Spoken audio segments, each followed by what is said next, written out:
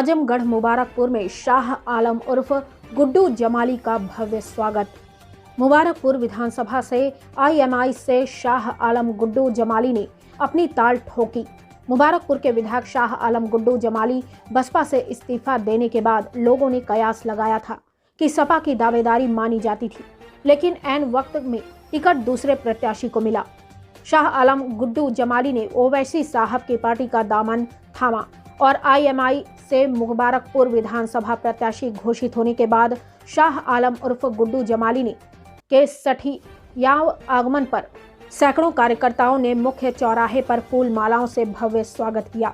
ओवैसी साहब जिंदाबाद, AIMIM party जिंदाबाद, शाह आलम गुड्डू जमाली जिंदाबाद के नारों से पूरा वातावरण गूंज उठा। धीरे धीरे उनका काफिला कस्बा मुबारकपुर की ओर रवाना हुआ और कार्यकर्ता का हुजूम उमड़ पड़ा। शाह आलम उर्फ गुड्डू जमाली ने पत्रकारों से वार्ता करने के दौरान कहा कि मैं इस विधानसभा का 2 बार से विधायक रह चुका हूं। यहां की जनता का मुझे प्यार आशीर्वाद अपार मिला है। मेरे अंदर यहां के लोगों के लिए कुछ करने का जज्बा है। मैं यहां के विकास के लिए सदा तत्पर तैयार हूं। सेकुलर पार्टी एमआईएम से ही चुनाव लड़ने का फैसला लिया हूं और पार्टी ने मुझ पर भरोसा करके प्रत्याशी घोषित किया। मैं पूरी निष्ठा और ईमानदारी के साथ पार्टी का सहयोग करूंगा और जनता के हित में कार्य करूंगा। जनता इस बार भी मुझे भारी मतों से विजयी बनाएगी।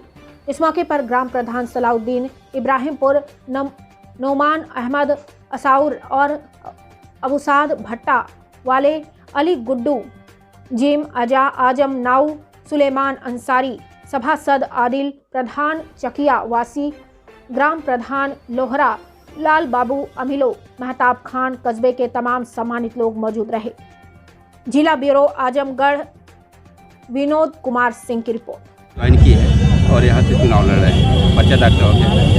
नहीं, पर्चा दाखिला मैं कल करूँगा। आज चूँकि हॉलीडे था, छुट्टी थी, तो मैं कल करूँगा इंशाल्लाह।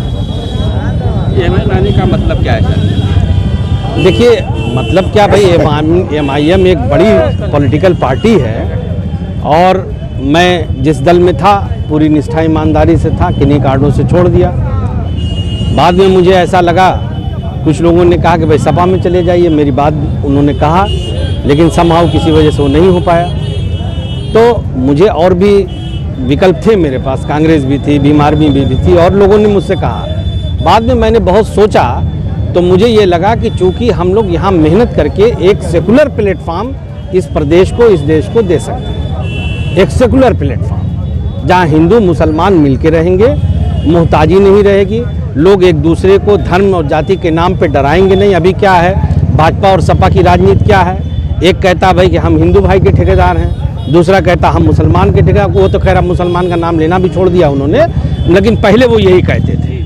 हम लोग ये चाहते हैं कि हम हिंदू मुसलमान दोनों भाई मिल करके एमआईएम को इतना मजबूत करेंगे कि ये एक बड़ा प्लेटफॉर्म तैयार होगा इस पूरे देश में, जिसमें सेकुलर राजनीति होगी, विकास के नाम पे राजनीति होगी, धर्म और जाति के आधार पे बेस राजनीति नहीं होगी।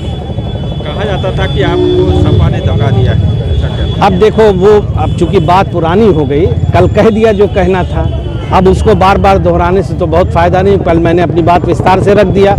अब मैं किसी की कोई बात नहीं करना चाहता। मैं चाहता हूँ कि आप मुझसे मेरी पार्टी की बात करें, एमआईएम की बात करें, मेरे क्षेत्र की बात करें, जनता की बात करें। वो सब पुराना इतिहास हुआ। जनता को क्या मैनिफेस्टो से क्या बताएंगे? देखिए, ऐसा है कि मैंने यहाँ पे 10 साल विधायकी किया है, मुझे कुछ बताना नहीं है, मैं कोई अननोन नहीं हुई। मेरे आचरण को, मेरे व्यवहार को, मेरे किरदार को, मेरे तौर तरीके को यहाँ का पूरी जनता जानती है। और मैं आपको एक बात ये भी बता दूँ, अभी एक साहब मुझसे ये सवाल कर रहे थे कि भाई बेस क्या है। मेरी जनता का, मेरी राजनीति का आधार यहाँ की 3.5-4 लाख जनता है। मैं ये मानता हूँ कि इस असेंबली में जितनी हमारी आवाम है वो पूरे मेरा परिवार है, वो मेरे परिवार का एक हिस्सा है। और मैं आपको बताऊं कि ऊपर वाला देखेगा, ऊपर वाला चाहेगा तो आप लोग देखेंगे कि यहाँ की बड़ी भारी मार्जिन से मैं अपनी जीत दर्ज करूँगा।